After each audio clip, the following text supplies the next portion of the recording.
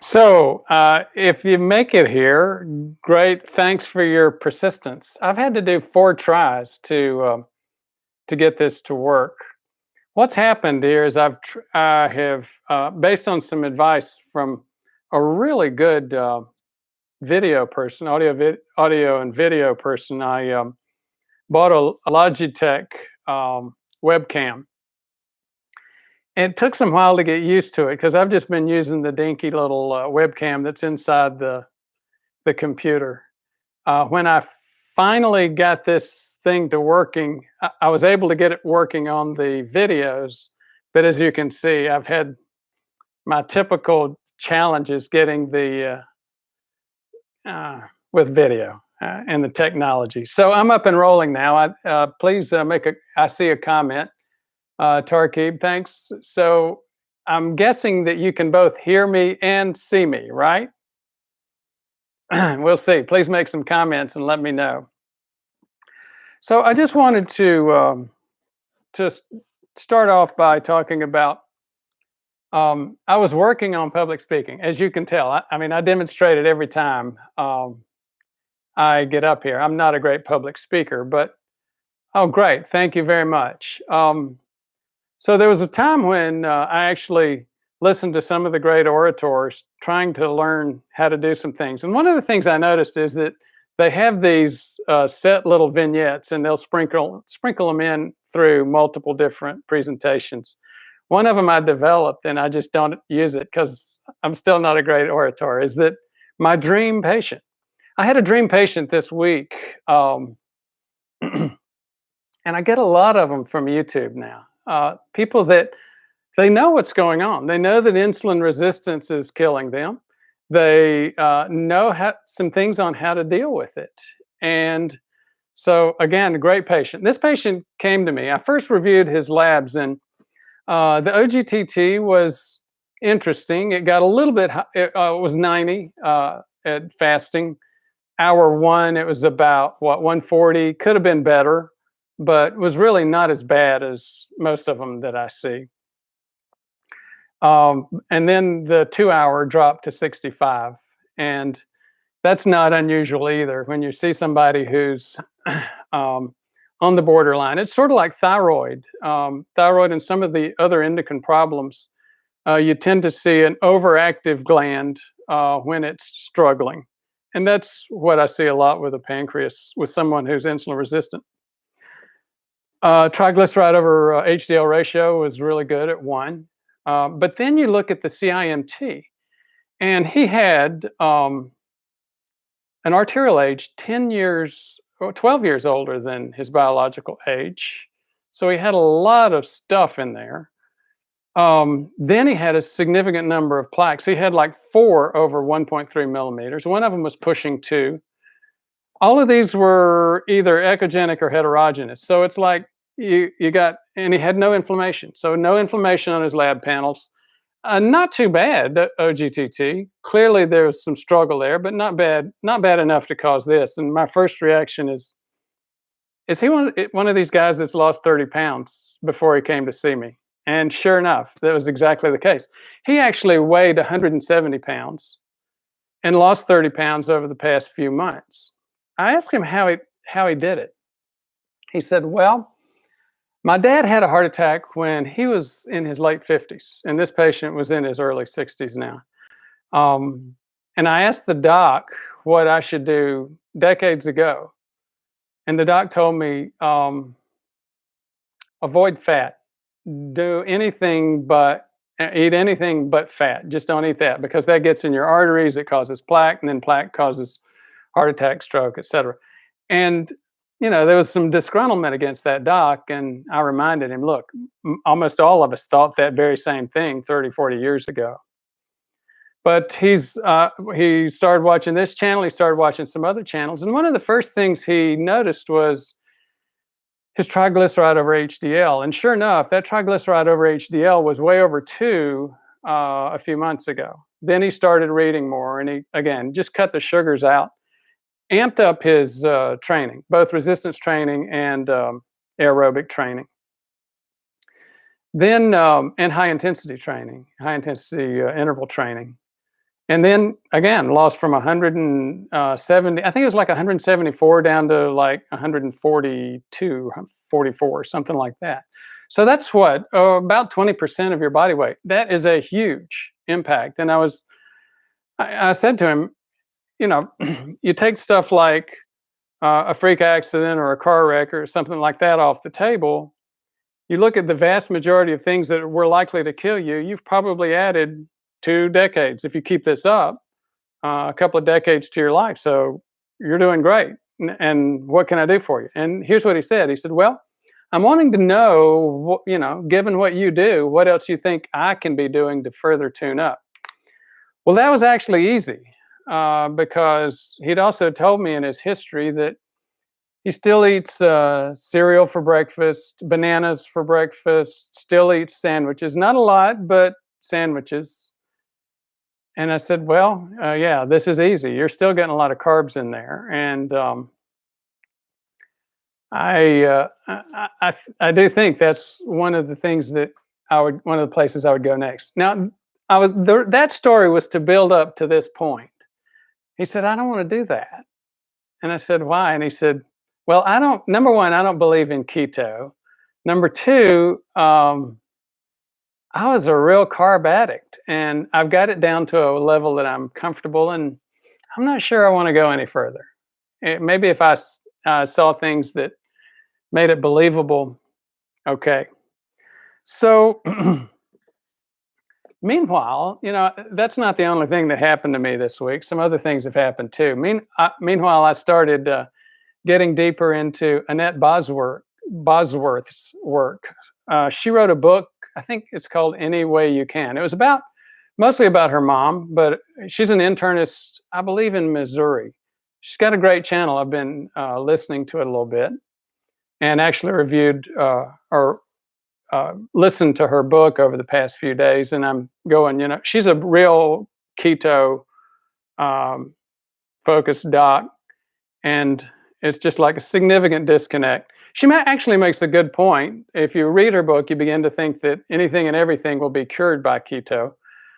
I'm not everything, but actually keto is if you can get and maintain some level of ketosis, you are much more likely to be healthy. So I wanted to talk for a minute about Warburg effect.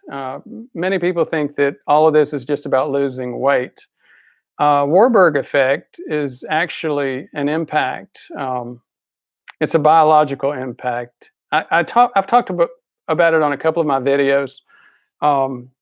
It was discovered by a German biochemist, and basically what he found was that cancer cells are much less likely to live or survive if you're in a ketotic environment. They can't burn sugars.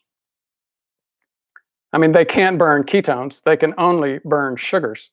That's like the yeast that we use to ferment grape juice and to create alcohol. So if you begin to think about that, then you start looking at, okay, what's a good ratio? So there's a couple of ratios out there. You may have heard of GKI, glucose ketone index. That was developed in Europe, and that was under a millimole system. So I'm gonna name that number in just a minute. But first, I want to tell another brief story. The GKI was developed again in Europe by a doc who was treating a patient with glioblastoma multiforme. It's one of the most aggressive brain cancers, and it's touched my life. My grandfather, my mother's father, died of glioblastoma, and it was ugly. And it's one of those cancers like aggressive lung cancer and some of the leukemias that just, you've got usually less than 2 years to live, even in a modern environment. But glioblastoma does appear to respond to this. Several other cancers do as well, not all cancers.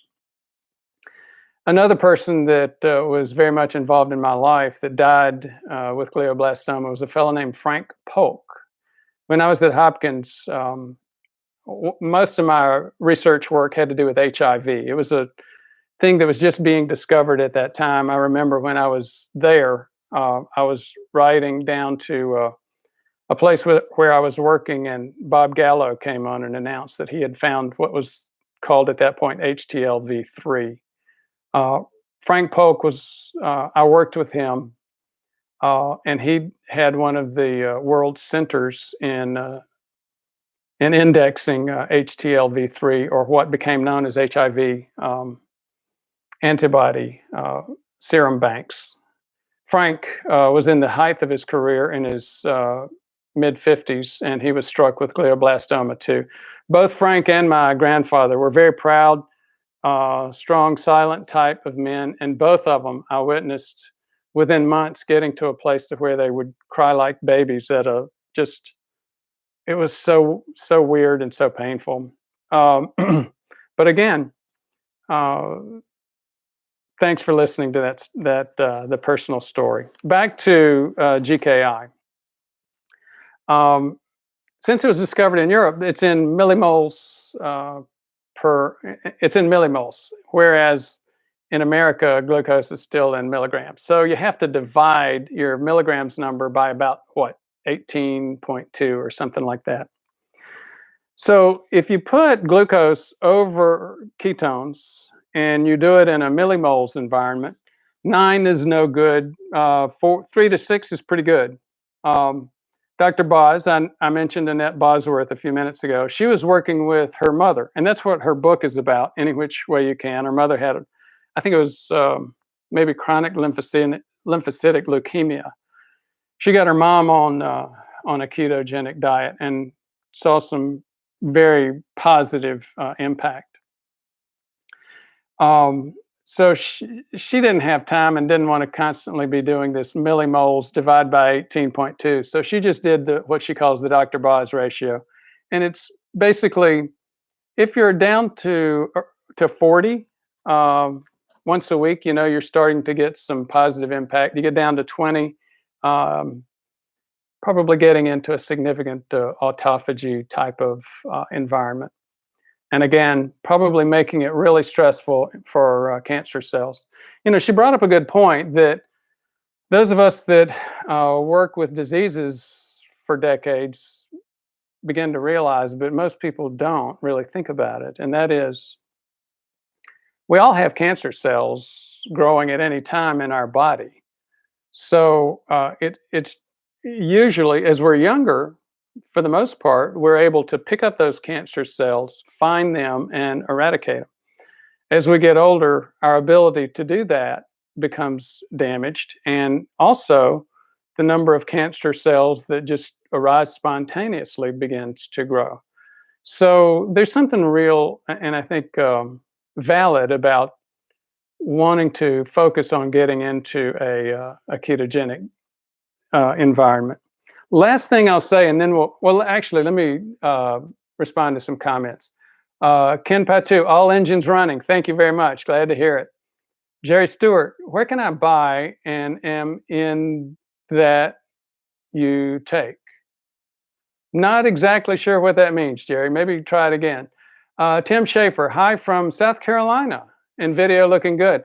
I am a South Carolina boy. I was born in Spartanburg, went to med school in Charleston. Tarkib, we see and hear you. Thank you again, Tarkib. Mark Batten, hi from New Zealand. How are you? I've got some folks in New Zealand. I saw one of my New Zealand patients last week. Obviously not in New Zealand. It was over the digital waves here. He actually came to see me at the Healthy Life Summit, and in those events, depending on what level you participate, most of them end up going on and saying, okay, I'd like to see you again on follow-up as they continue to do their work. Quick plug while I'm thinking about it. We are having another event. It's in Louisville on November 8th and 9th. If you have an interest, you can go to our website, prevmedheartrisk.com. Tim Schaefer, I eat fat. You know what? A lot of people are eating fat these days. Uriel Wong, hi doc. Um, Tim Schaefer, that's me, 200 down to 170. Oh, 30 pounds. Very good. And you're eating fat. That's not unusual. Actually, one thing I'll repeat is that I do have a significant number of patients that have lost weight like that. It's like that my version of I have a dream. I have the dream that patients have already lost that kind of weight. They understand what they're looking for. They're curious about their bioindicators. And I'm not at a 101 level saying, you know, here is plaque and here's what causes it. And this is what prediabetes or insulin resistance is. Um, here's the pattern.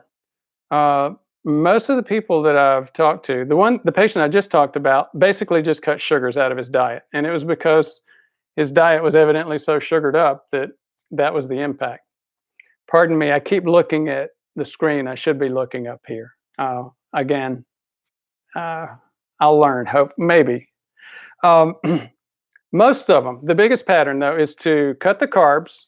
When you cut the carbs, you get rid of this blood sugar going up to 170, 180, and then coming down to 110, and then back up, and then every time you eat. Once you go low carb, you tend to stabilize. You don't have all of this. And it's those dips that tend to make you hungry. As we've talked about before, you can actually, your body gets hardened or used to having lower numbers. And people that are on a routine keto diet often will get down into the 60s. If you look at my numbers, wait,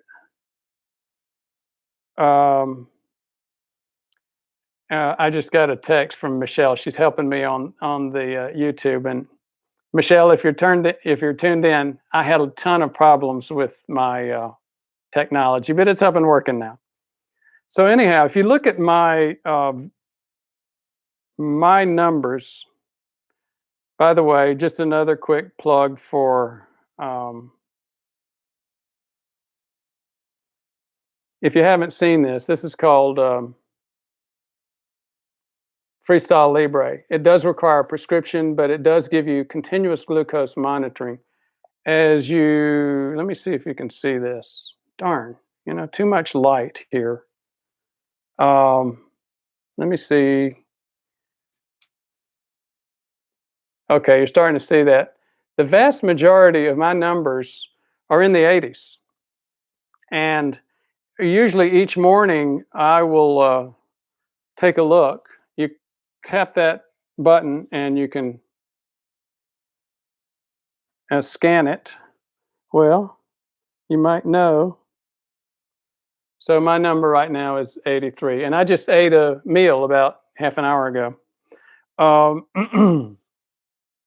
And what I was scanning was this button. It's FreeStyle Libre. It costs about $70. You buy it at the drugstore. You need a prescription for it. You download Libre link on your iPhone. Gosh, it looks like that iPhone Vision is, oh, there we go. It's not coming through very well. As I hold it there for, well, it was adjusting fairly well for a minute.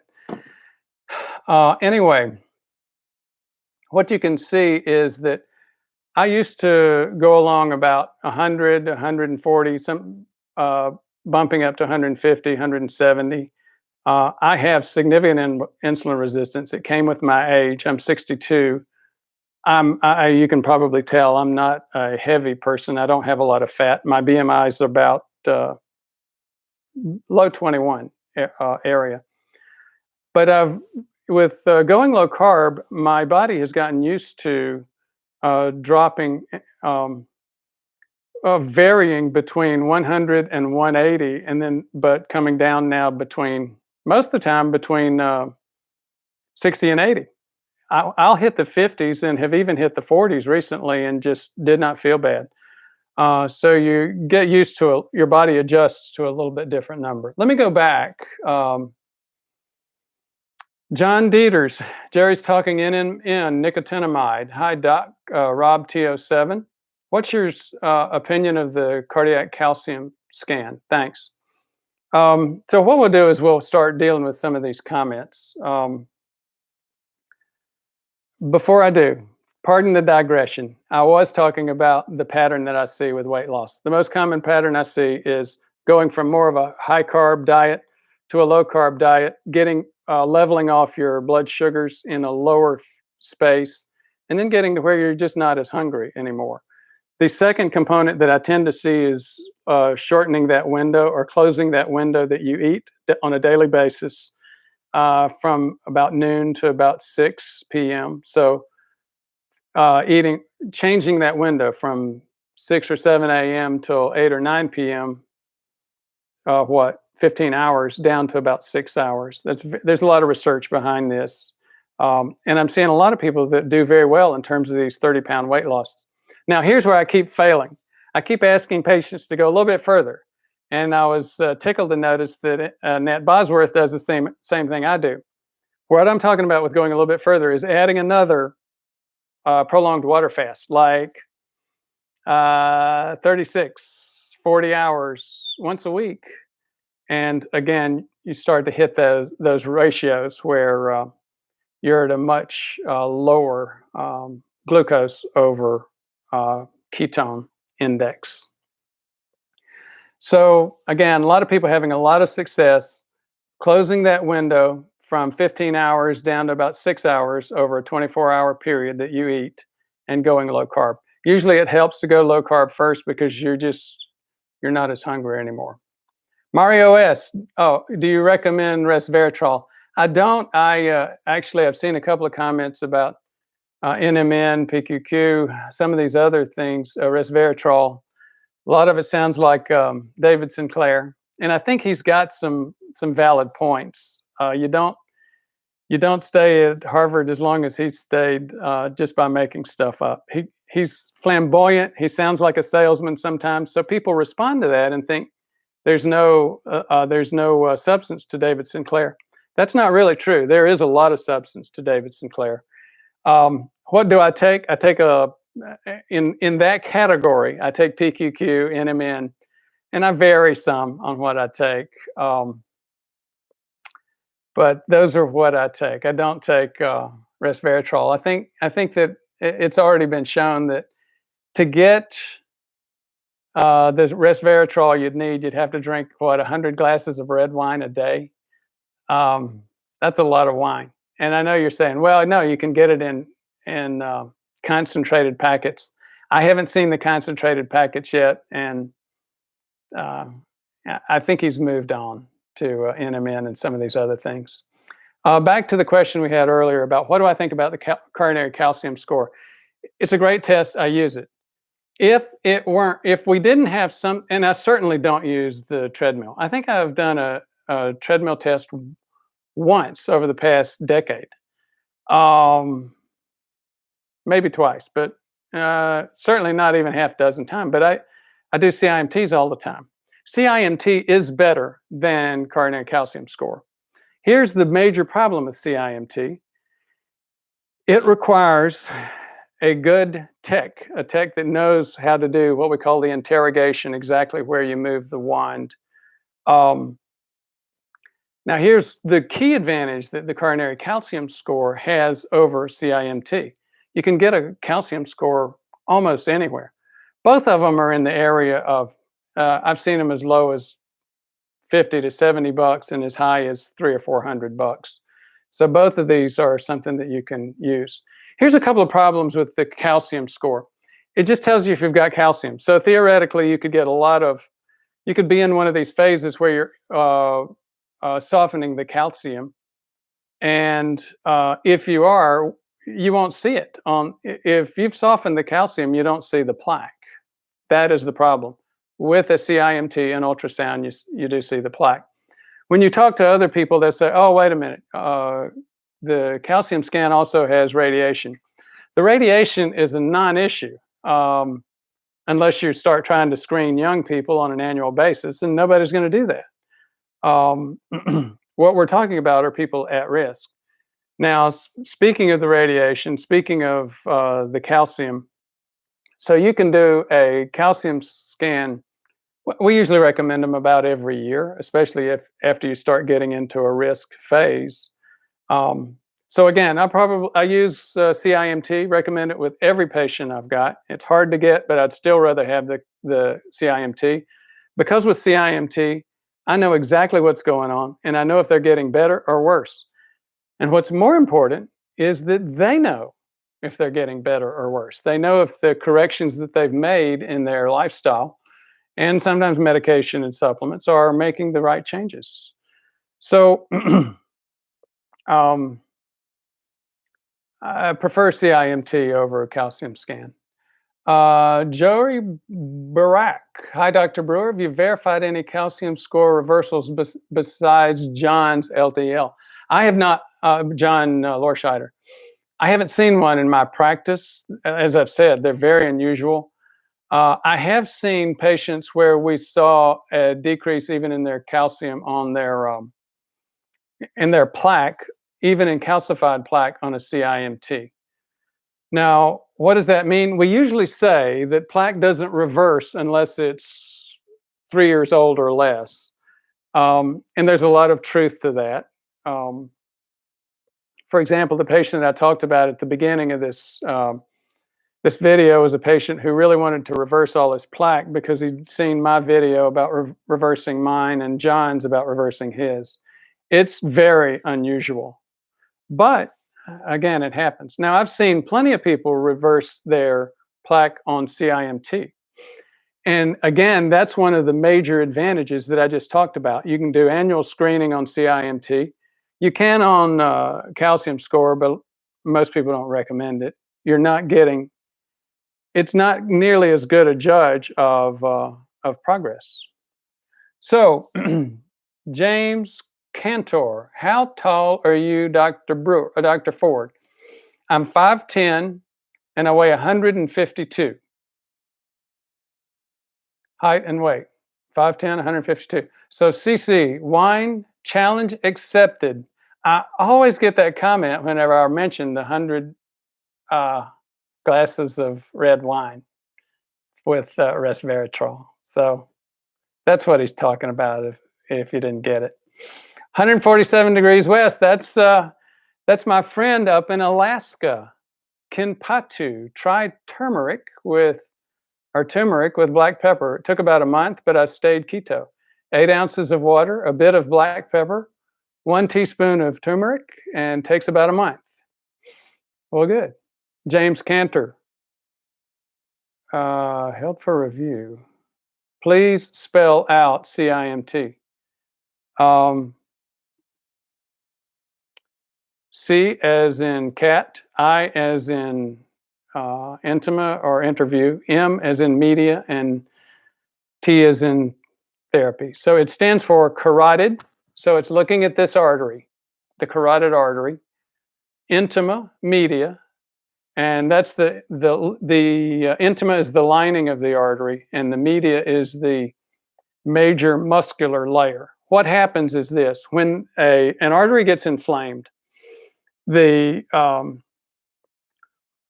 for some reason, LDL starts passing through the intima layer and getting lodged in the layer in between the media and the intima, in the intima media space.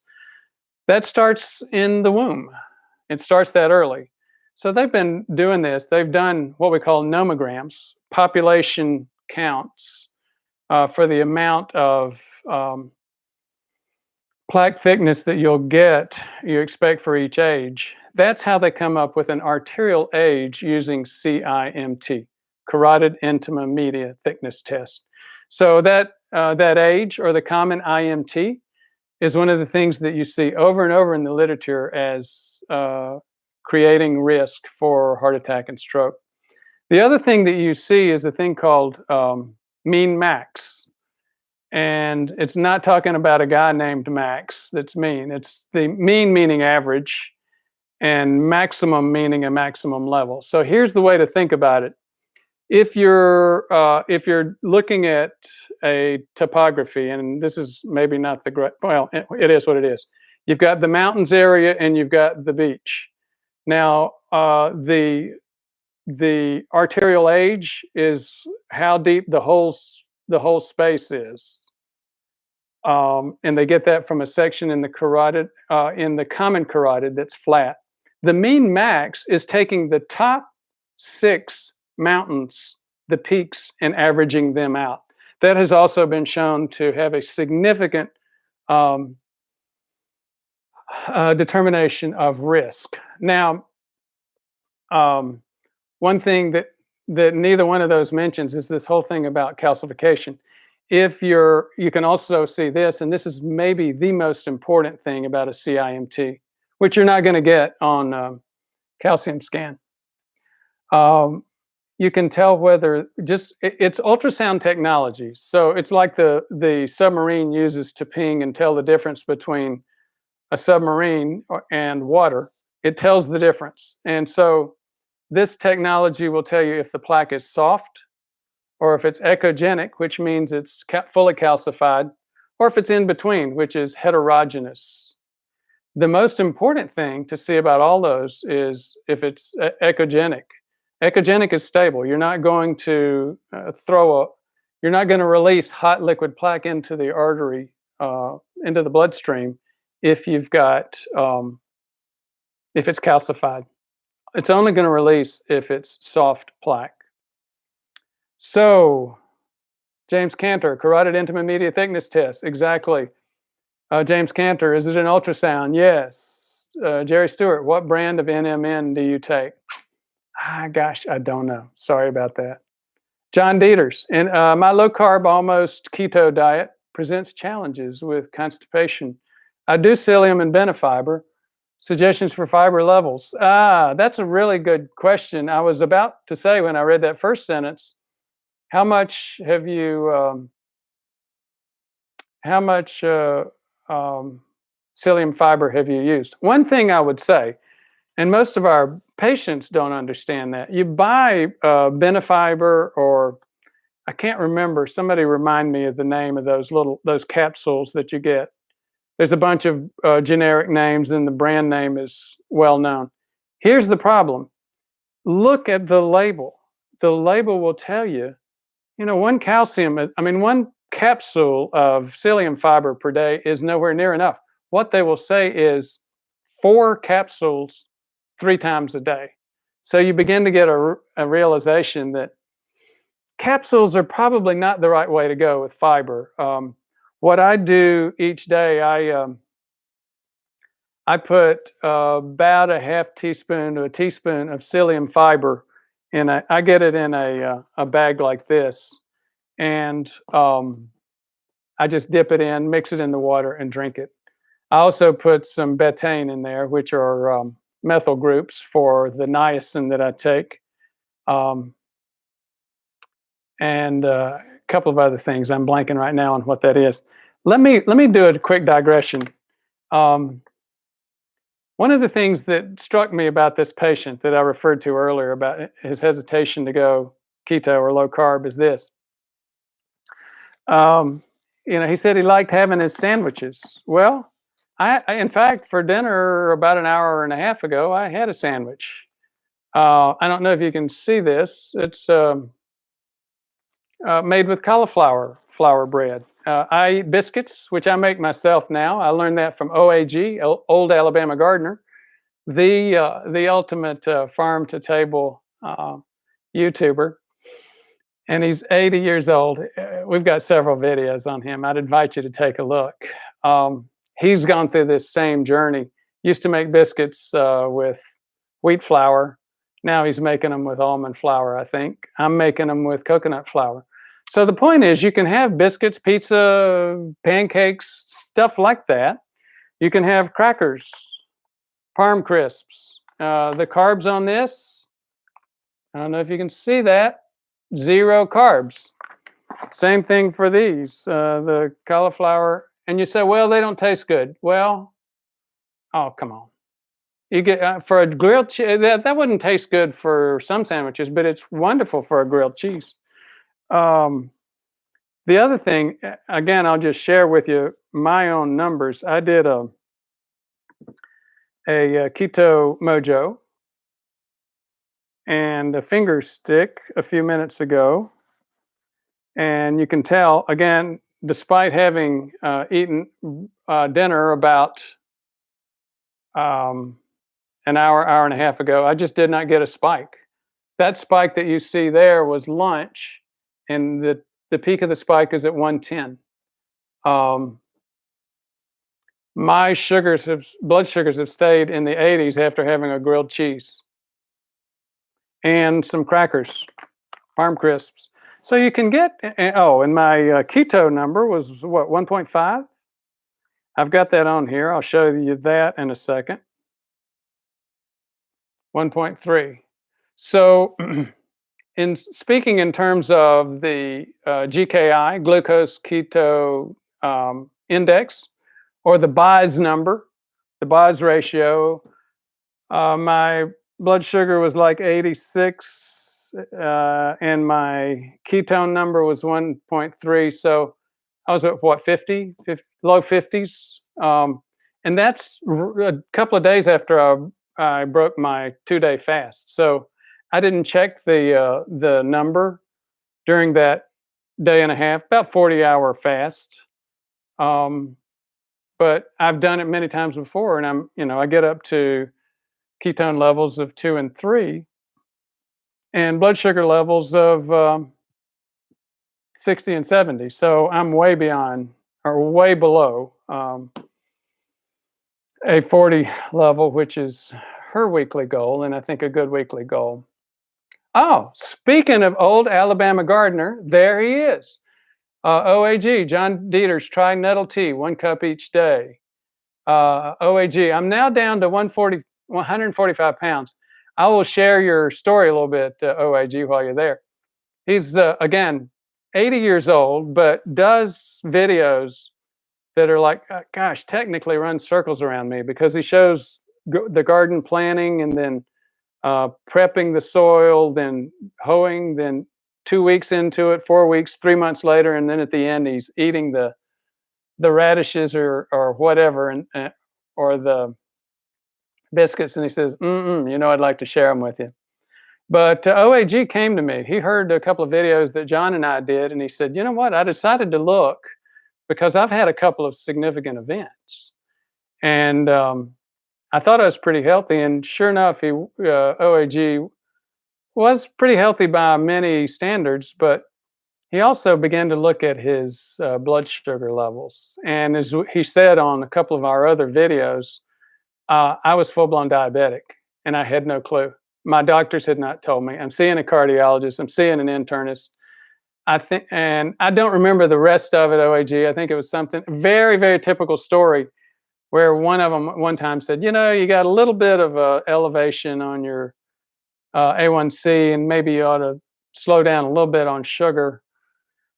That just doesn't sink. That's the typical story I get. If I've gotten that one time, I've gotten that hundreds of times. I get that typically over 50% of my patients, that, well, my doc said I had a little bit of sugar. Maybe I need to not add so much sugar to my coffee in the morning. Well, then he began to realize that, yeah, sugar is one thing, but the flours and corn products are a big deal. I think you've already shared, Charles, that you had you really liked chips, and he would eat chips sometimes. He cut those out, made a few simple adjustments, and how many? I know you had lost 30 pounds at one point, without really trying much. Okay, 147 degrees west. If you have thyroid issues, you might want to pass on the cauliflower use, psyllium husk, or protein powder, whichever you need for macros. Yep, that's a good point, and I'm not ready to dive into that right now. Nettle tea rocks. So you got some folks out there, OAG, that are familiar with nettle tea. Watermelon rain. Wonder what's the backstory behind that name.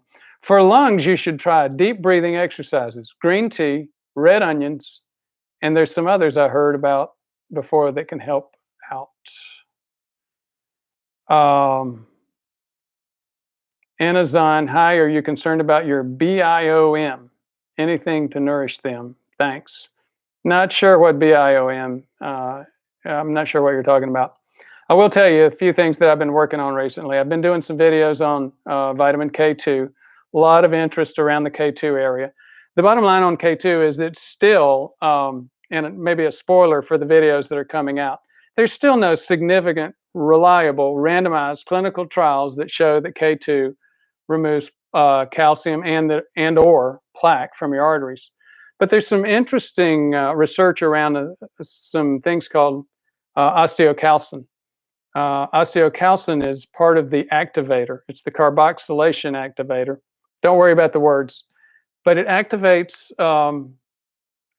taking calcium out of bone and taking calcium out of arteries as well. There's two sides to this story.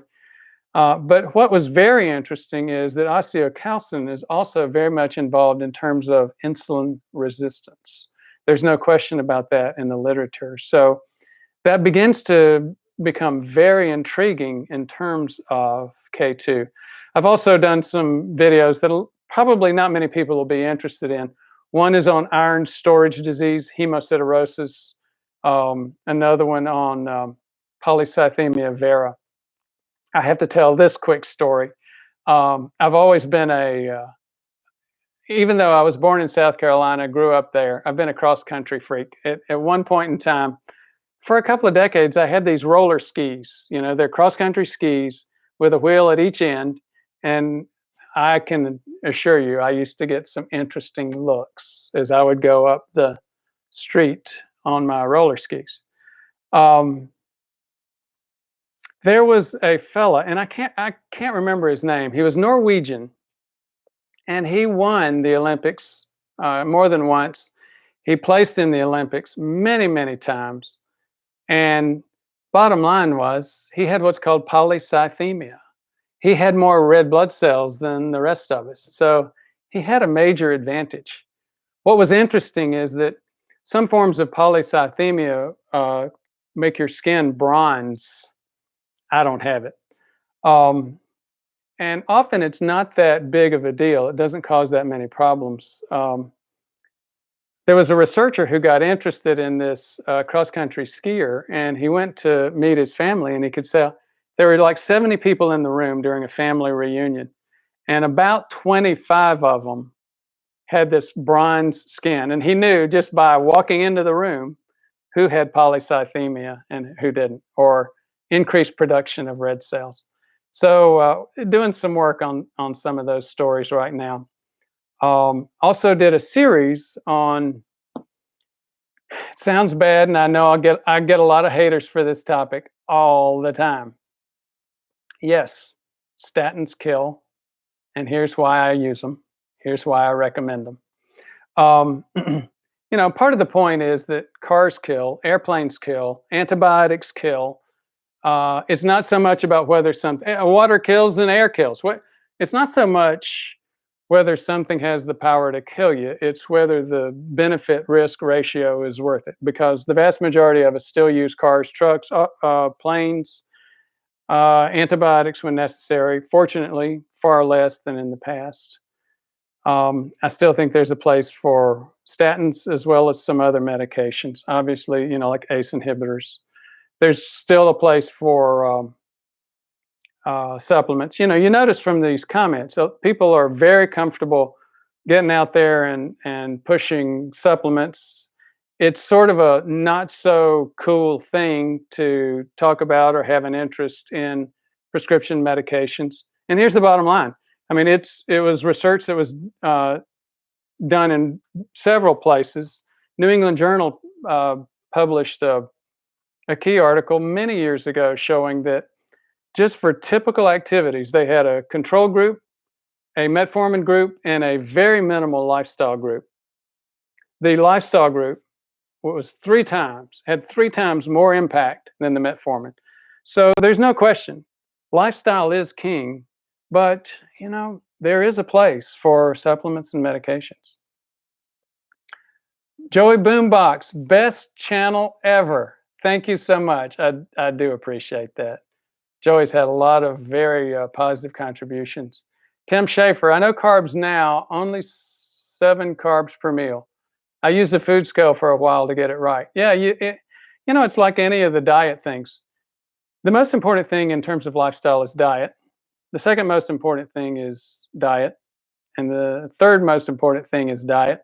And then you get other things like sleep and exercise and that sort of thing. Diet is hard. I mean, it's something most of us the baby boomers generation grew up eating 3 times a day, and a lot of the next generations have grown up and are still eating 7 and 8 times a day. So they're getting an insulin bump and a spike on their blood sugar 7 or 8 times a day. Once you've done that for 60 years, you've got some behavioral issues around food, and you've got some physiological issues around food. Then it takes a while to get those straightened out. OAG, Tim Schaefer, best thing is to read the labels. Yep. 147 degrees west. Can you do one on astragalus? I've heard that a few times. I have to admit, I don't know what astragalus is. If somebody will put it in one of the comments on the channel, maybe on this video, send me something on astragalus. I'd be interested to see what the buzz is about. OAG evidently knows something about it. Astragalus helps to lower inflammation, which almost everybody needs to do. Yep. Well, I would agree with that. I headed down the path of doing some work on turmeric and curcumin and some of those. There's actually some good research behind that. Most of these supplements do have some research. You just got to go in and look at it. And you've got to be able to sift out what looks valid versus what's just somebody's logic. When something really makes a big impact, quite often the big pharma will get a hold of it and start trying to do something with it. And when they do, then the FDA gets a hold of it and makes it prescription. So again, you just got to read the literature, and that's what I try to do, help provide my focus on the literature. And my focus is, I'm a physician. I trained in I started off as an ER doc. I trained in preventive medicine because it was clear that everything that's bringing people into the ER is preventable. You could delay it 20 years, if not indefinitely. Whether it's a fish hook in the hand, I started my ER practice in Florida, or a heart attack in the 50s or 60s or 70s. Most of these can be prevented. Even the CDC, as conservative as they are, will say, has it all over their websites. What is it? 80% of strokes can be prevented, and they're not talking about getting people down to a BMI of 21 like a lot of my patients. They're talking about very simple things. And getting to a BMI of 21 is not complicated. It just takes a little bit of discipline, and it's not hard once you get past it's hard to get through those first 30 days or so. Douglas D, cold showers are great for you too, and addictive. The cortisol levels drop like a stone, I think you're saying. I didn't know that. That's very interesting. Rob TO7, do you think shortening the feeding window means for some that they're just eating fewer meals and calories? I do, but again, the research that's around it, look up, oh, darn, another senior moment. I can't remember the name right now. He came on, Rhonda Patrick interviewed him a couple of times. Somebody give us the name. Yeah, he did a lot of, the research has been done in lab animals, multiple types of species, and it's also been done in humans. Of course, any type of intermittent fasting where you're skipping meals for a human, you tend to get fewer total calories in, because you can say, okay, I'm going to skip breakfast and lunch. I'm just going to have dinner. Or I'm going to skip breakfast and just have 2 meals a day. You do eat less. There's no question about that. And that's a significant part of it. But there's biological stuff that has to do with insulin, has to do with inflammatory biomarkers and some other things even when you get the same amount of calories in, but you're squeezing them into a shorter window, you are getting a positive health effect. Okay, Catram, I'm not sure I'm pronouncing that right. Can we get enough K2 in foods, or do we need a supplement? That's a great question. K2 is, again, an interesting topic. I used to think that when I first started investigating K2, I went straight for the randomized clinical trials. I should have known better. I mean, it's very few supplements have that level of evidence. Since I didn't see much, I said, look, you know what? It's not a big deal. It's a supplement. It's over the counter. It may help. It's very unlikely to hurt. So I get it from fermented hard cheeses, for example. You can get it from that. You can get it from natto. If you've had natto, that's an acquired taste. It's basically fermented soybeans. The story is that somebody had some soybeans in Japan, or I think it was Japan, and they rotted and they didn't know it. They started eating some, and some of them decided they liked it. Natto is a big deal. It's a popular dish in Japan now. I used to work with Toyota and made a few visits over there. Natto tastes bad. It is just, oh. And I put natto powder in that water or tea every morning now, because I'm supplementing with K2. I've also added some K2 supplements. K2 is a fat soluble vitamin. So if you get it, if you supplement with it, I'd recommend that you get it in coconut oil capsules or pills, not dry capsules, but something that has oil in it. Watermelon Rain again. Dr. Rhonda Patrick is smart. I would agree. She's very smart. She's one of my favorites on YouTube. I've learned a lot from her. 170 degrees west. Yes.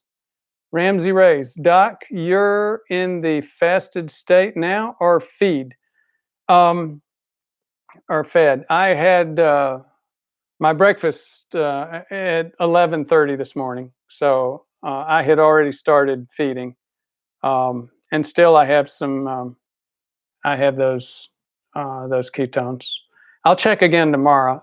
I expect them to decline just a little bit, but the point is, and that was the point that I had for my patient earlier this week, and the point that I've gotten back to several times in this story. Once you get used to the different options that are available in terms of eating, it is not that difficult to keep the carbs out of your diet.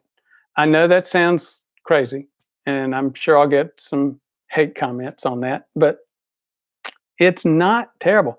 And a lot of people, when you say keto diet, they immediately go straight to the carnivore diet.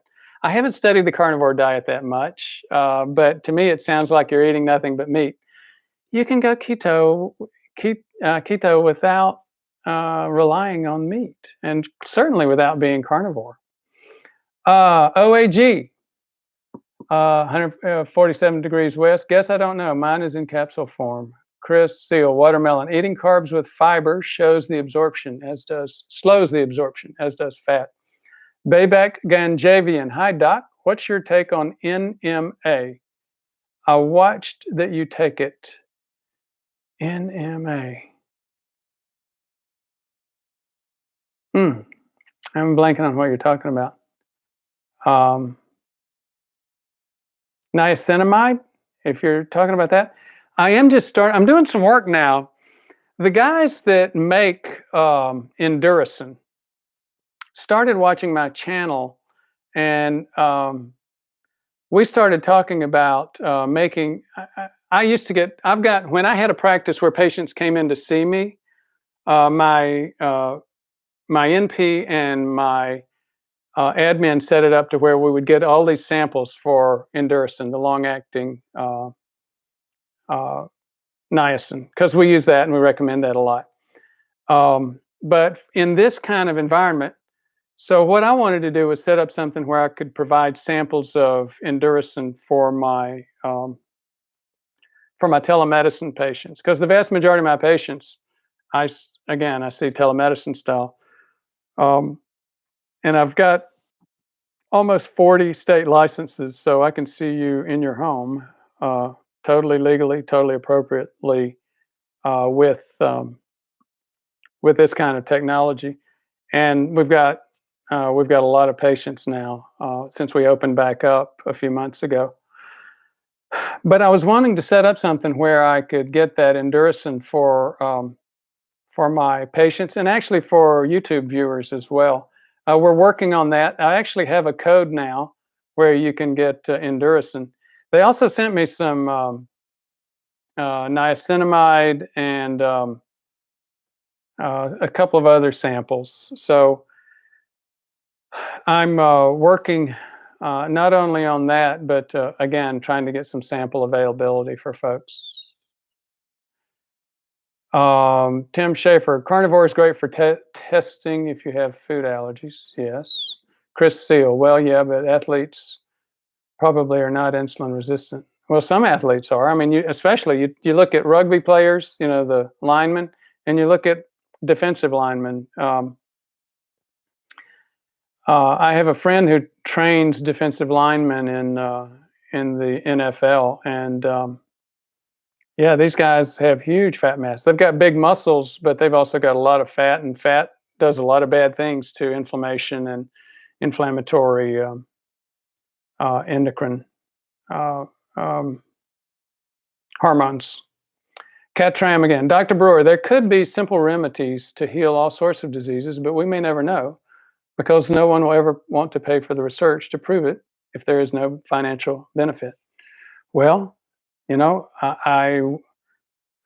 I made the financially disastrous decision early on to go into prevention.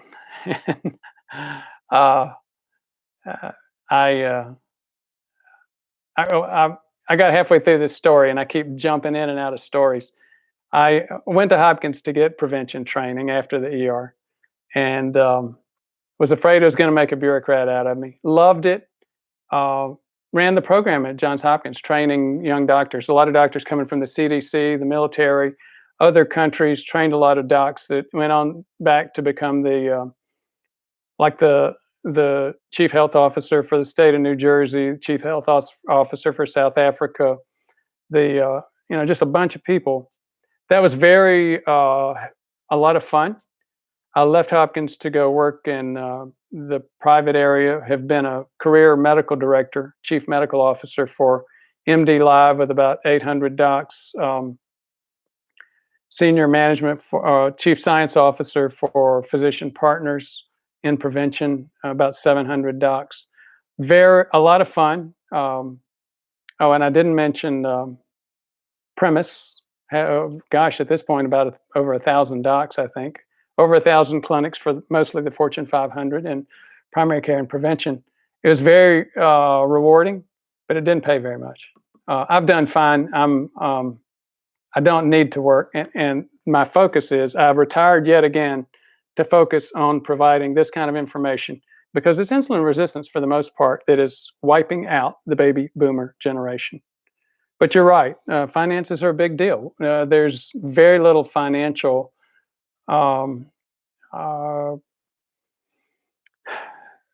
pharmaceutical companies don't make money off of preventive things. It's very difficult to get clinical trials set up for prevention, things like that. Okay. Chris Seal says, I mean proper athletes, and with a smile. I know what you're talking about. I never felt like these giant guys were that much of an athlete, and I know I'll get a lot of haters for that too, but I'm more of a distance runner. I've run several marathons, and I sort of walked an ultra marathon. I tend to see the thin, low-fat guys as more of the athletes, and I've always loved basketball. Marilyn Harris, what makes glucose spike without eating anything? Cortisol, usually. Cortisol is a hormone in your body, and it causes you cortisol spikes every morning for almost all of us. Cortisol spikes between 3 and 5 in the morning usually, and it will cause the liver to start breaking up the glycogen. And glycogen in the liver is nothing but one glucose molecule attached to the next, to the next, to the next, to the next. So within a few minutes, you get a cortisol spike or an epinephrine spike, which functions very similarly, and then the liver, boom, puts a lot of sugar out into the bloodstream. Okay. Not empty. Again, another interesting name. Astragalus is an adaptogen. Very interesting information going on about adaptogens. I'll hold that comment for a series that I'm working on right now. Inflammation, etc. I'm 25 years old. Watermelon rain. You know, most of my patients are 50s, 60s, but I've had some patients in the mid 20s. And here's the thing. Most of them that have come to see me have come to see me because they had a significant family history of heart attack or stroke. And on several of them, we saw significant plaque, as in 40-year-old arteries in a 25-year-old. So those of us who are in our mid-60s and already have 70-year-old arteries are really behind. I would recommend people take a look in their 20s because it's much easier earlier to make a tiny shift rather than having to make a 180-degree turn. Uriel Wong, basketball, yeah. And Marilyn Harris, thanks. It's getting on a little bit past 7 o'clock. If anybody's got something significant they'd like for me to cover, I will. Otherwise, we'll start looking at wrapping it up. Thank you again for your interest and your patience with my tech problems. Just for those of you who are on, I scheduled this, it didn't go through. Then when I started it, it wouldn't start. And it's because I've taken some very good advice. There was a fellow named, well, I won't mention the name yet because he hasn't told me I could. He's a viewer and he's been on a few times and he's done the backgrounds for Johnny Carson, you know, all of these big guys. He's in LA and he gave me some simple advice. He said to get a Logitech webcam and it's better, but you know, you got glitches and I'm not a tech guy, so I get into major glitches every time I set something up. This was my first live event since getting that Logitech, and I had to set it up 4 times, and it just wouldn't work because my computer wasn't connecting to the Logitech. Okay. Frank Shattuck, I make my own sauerkraut, red cabbage, and eat it daily. That's a very good thing. Get lots of probiotics in that. John Panazza, good to see you, John. Sorry to miss the event. I waited a while, but just joined. And again, I was just explaining, I had tech issues, as I often do. So what will happen, though, if you want to see it, this will then go into, it'll store on YouTube, and you can see it over the next few days. Thanks again for your interest. See ya.